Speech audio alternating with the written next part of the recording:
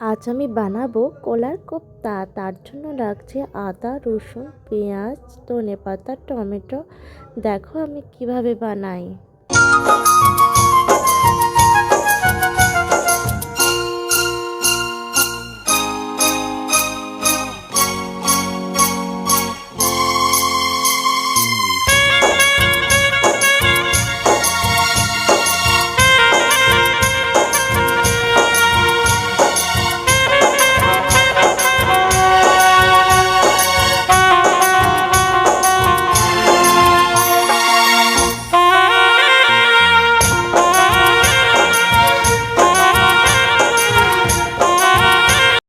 কলা আর আলু আমি সেদ্ধ করতে বসিয়ে দেবো গ্যাসে।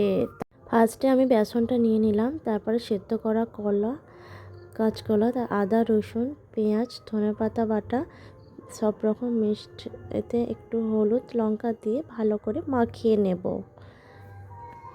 ভালোভাবে সুন্দর করে ভেজে নিতে হবে।